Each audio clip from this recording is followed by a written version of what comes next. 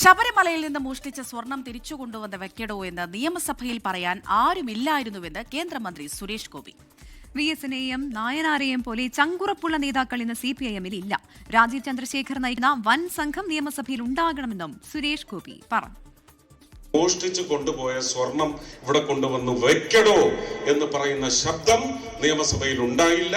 അത് വലിയ പോരായ്മയാണ്. കാലത്തെയും പ്രിയപ്പെട്ട സഖാവ് ഇ കെ നായനാരായാലും ശരി തന്നെ, സഖാവ് VS അച്യുതാനന്ദനായാലും ശരി തന്നെ, അതുപോലെയൊന്നും ചങ്കുറപ്പും ജനപക്ഷത്ത് നിൽക്കുന്ന നേതാക്കന്മാരൊന്നും അവിടെ ഇല്ല, ഇനി ഉണ്ടാവുകയുമില്ല.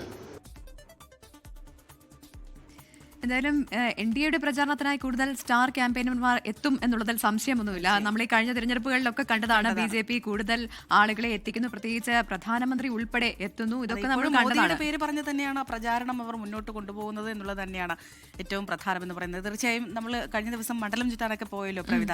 ഈ വികസനം മുൻനിർത്തിയുള്ള ഒരു പ്രചാരണത്തിലേക്ക് തന്നെയാണ് എല്ലാവരും കടന്നിരിക്കുന്നത്.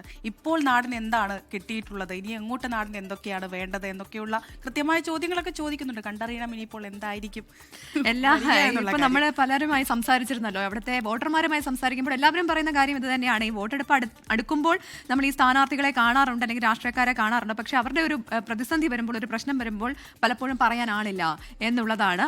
എന്തായാലും നമുക്ക് കണ്ടറിയാം ഇനിയുള്ള തിരഞ്ഞെടുപ്പ് കഴിയുമ്പോൾ ഏതായിരിക്കും. മാത്രമല്ല പണ്ടത്തെ അവസ്ഥയല്ല ഇപ്പോൾ. ലോകത്തെവിടെയായാലും ഏത് സമയത്തും 24 വാർത്തകളും ഓഗ്മെന്റഡ് റിയാലിറ്റി പാക്കേജുകളും എക്സ്പ്ലെയിനറുകളും വിശദമായി കാണാൻ ഞങ്ങളുടെ യൂട്യൂബ് ചാനൽ നിങ്ങൾക്ക് സബ്സ്ക്രൈബ് ചെയ്യാം.